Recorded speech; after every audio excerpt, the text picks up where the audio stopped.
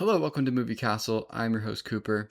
I'm back today with another tier list video. It's been I don't know, few months since last time I did a tier list related video, a ranking of sorts. I have here the highest grossing films of 2016. We're going back a decade. We're looking at what came out and we're looking at what made the most money, and we're going to put them into a list and see how they've aged and talk about whether or not they're good. I'm going to be honest with you guys, I don't particularly care for a lot of these movies looking at them. I think there's a lot of stuff that I just don't find very interesting or very good in general. We'll go through them though, and we'll talk about what I like and what I don't like, and let me know what you think. Before we continue, feel free to subscribe to us here on YouTube or follow us on Spotify, Apple Music, wherever you listen to your podcast. So, the highest grossing film of 2016 is Captain America Civil War. This, compared to a lot of these other movies, I think is one of the better things here. I'm going to put it in the 3 to 4 spot for now. I have kind of gone back and forth on this movie a lot over the years. Right now, I think I appreciate it more than I don't. I think when it came out, I didn't care for it very much. And then, I don't know, there's just things that I've come to appreciate with like the action and some of the character work, and other things I've not cared for as much. But I think something like Civil War, which I haven't seen in a while, a lot of these I haven't seen in a little while.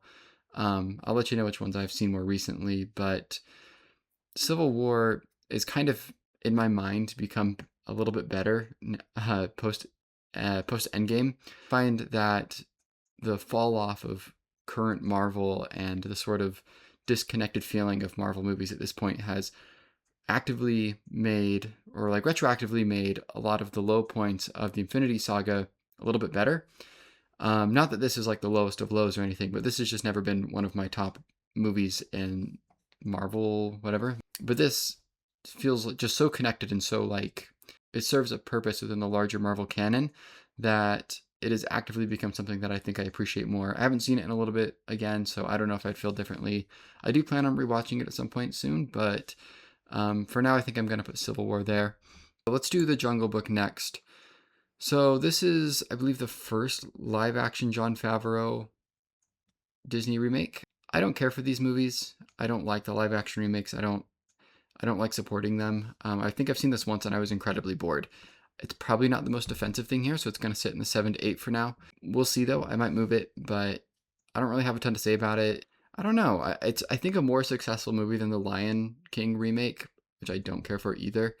But again, still not something that I think serves a purpose or that I really care about, so it's going to sit here for now.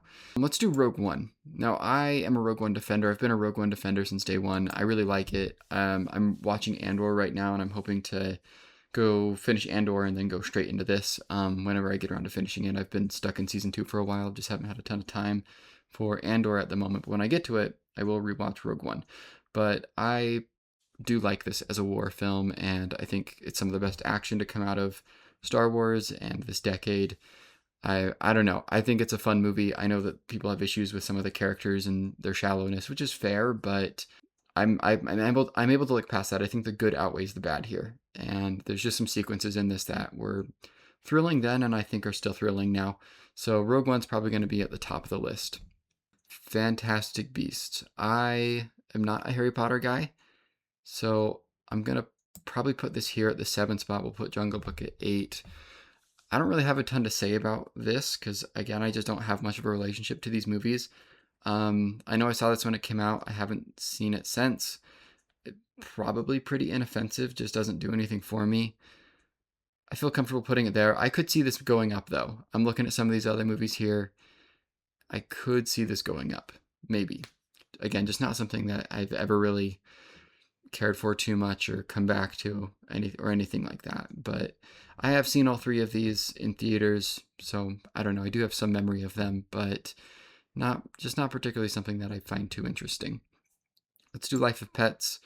This is, I believe, an Illumination film. This is kind of a low point in Illumination, in my opinion. I do remember this more than Jungle Book and Fantastic Beasts, though, so maybe I should put it at 6, or in the 5 to 6 range. But I don't really like this movie. I think it is pretty derivative and it's just kind of trying to be Toy Story, which is not like a hot take or anything. But I don't know. I don't particularly care for this. I don't have much of a relationship to it. I saw it in theaters and I was definitely aged out of whatever demographic this is for, 5-year-olds. So I can't say it did much for me, but I do have a better memory of it than Fantastic Beasts and Jungle Book. And that is something. If I can remember your movie, that's probably a good thing. That said, I don't care for it. So it's going to go here for now. Finding Dory. Hmm. I'll put Finding Dory at 4. I don't believe I saw this in theaters. I saw this for the first time a few years ago, and I was pleasantly surprised. I'm not wowed by it or anything, but I didn't think it was too bad. I don't know, again, kind of an unnecessary sequel. I was never really a Finding Nemo kid growing up. I was more into Incredibles and Monsters Inc. and Toy Story. Those were more of my Pixar movies, but Nemo's fine. But this was solid, and I didn't have a bad time watching it. Is it one of the best Pixar movies? Certainly not. But again, I think it's okay. And in the grand scheme of this list, is one of the better movies here, and I think has probably a bit more artistic merit than something like Life of Pets or some of these other movies that we'll get to soon. Okay, Suicide Squad. This, this is a tough one. I'm gonna put this at the bottom. The thing is that I can remember this movie, and I don't really have a great memory of Jungle Book and Fantastic Beasts. Again, I apologize. I haven't really rewatched any of these or thought much about them. But I don't know. If I can remember your movie, that is a good thing. I've only seen this once. I saw it in theaters. I don't know, maybe 13 at the time, and this was all over Hot Topic where I was shopping a lot. So I do have like, as trash as this movie is, I do have nostalgia for it and this era, even if it is a bit, I guess, cringe in the grand scheme of things. So I don't know. I'm kind of inclined to put this a little higher, even though I know that it's like really nothing great. I want to rewatch this. I'm very curious about this movie and how it holds up. Again, I don't think I hated this when it came out, but like, I know it's not a good movie. That's the thing. And I don't know though. It doesn't feel right to put it higher than this. I'm very conflicted about Suicide Squad. Shoot, man, I'm not sure. I might swap it with Jungle Book. I think. I don't know. I might get flamed for that, but I'm gonna speak my truth and know that I had some sort of semblance of nostalgia for this, even though I know this movie's not great, and I kind of liked it at one point. Zootopia. Let's do Zootopia. I feel comfortable putting Zootopia up here at the top. I think that's one of the better movies to come out of the more recent Disney studio, I guess, in the past 10 years. I enjoyed the sequel a lot. I think this is this won an Oscar, right? I don't know if the rest of these won an Oscar. Did any of these win Oscars? Maybe. Probably should have looked into that before doing this off the cuff tier list. I like Zootopia, though. I think it's a fun movie. I've only seen it once, shortly after it came out of theaters. I saw it, I believe, on streaming or something. But I don't know. A pretty, I think, smart kids movie. It's fun. It's clever. And one of the better things here. And probably of the 3 animated movies here, the best animated movie here. So I will keep Zootopia here at the top. Okay, Deadpool. This is another tough one because this is another one that I don't particularly care for. I did rewatch this one recently, and I did not care for it. I've seen this movie twice. I saw it a few years ago. I saw this during COVID, and I did like it. I thought it was fun, and I thought as a Deadpool movie it worked. But on the rewatch, I found that this movie has not aged super well in terms of its humor, and kind of looks like shit. Feels pretty bad most of the time. I'm not a Deadpool guy. I've never been a Deadpool guy. I found that character to be pretty annoying and kind of, I don't know. I don't like that type of writing, whether that be in comics or on screen. So I don't know. But it is better than Suicide Squad. And I don't know. I don't know. This was pretty groundbreaking when it came out in terms of its box office. I think this was the highest rated R-rated movie at this time.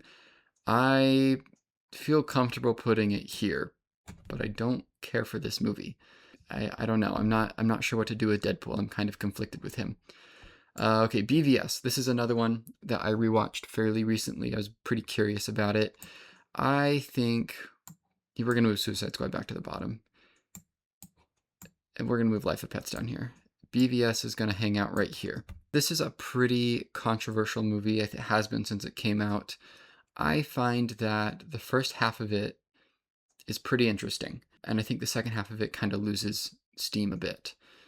The Ultimate Edition, which is what I recently rewatched. I don't know. This movie has pretty cool moments and cool ideas at times, but gets a little lost in its ego and maybe lost in kind of a CGI mess towards the end. I believe I read David Elric's review for this movie when it came out, and I think he kind of summed up how I feel about it pretty well, I would say.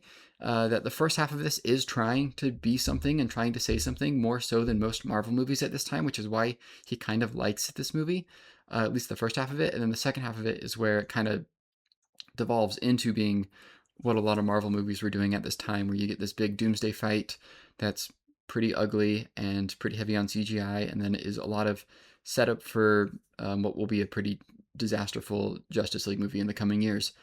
But the first half of this is pretty good, and there are moments. There are moments where it looks okay, and it has a sense of things. I feel comfortable putting BVS here at 5. But if I'm going to be honest with you, the only movies I like here are Rogue One and Zootopia, kind of Civil War, and kind of Finding Dory. And the rest of these I find middling to outright bad. So I don't know, man. 2016 is an interesting year. I don't know if I particularly care for what was bringing in money at this point. That said, there are some bangers in 2016. La La Land, Arrival, Moonlight. Those, I guess, we're not doing the big bucks the way that Deadpool was, though. Yeah, I don't know. This might be a series that I continue. I might do 2006, 1996, 1986 maybe. There's a little bit more homework with like the 80s and 90s. I haven't seen a lot of those, but I have, memories of all of these coming out and seeing most of these in theaters. I believe I saw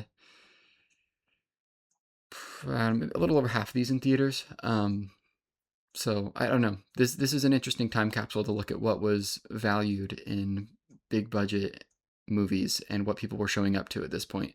We got 4 superhero movies here, one of which is totally reviled, The Suicide Squad. It's crazy to see that this is like, I believe this was number 10 on the box office list for the year. Yeah, we got a live action remake, we got 3 animated movies, and then superhero movies, Star Wars and Harry Potter. So it's a lot of IP. Only 2 original ideas here. I don't know. You can definitely see a change in things during this time. So it is interesting to look at this list, regardless of its quality. All right, well, thank you for stopping by and listening to me do a quick little tier list video. I don't think this video is going to be super long, so that's nice, I guess. But let me know if you want longer tier list videos. Feel free to subscribe to us here on YouTube or follow us on Spotify. We'll be back soon. We got to talk Toy Story 5. We got to talk Disclosure Day. We'll have that episode out soon, hopefully. And yeah, let me know what you think is wrong here, and that, I don't know, Life of Pets is secretly one of the great movies of all time. Maybe. I don't know. Again, thanks for stopping by, and have a good rest of your day.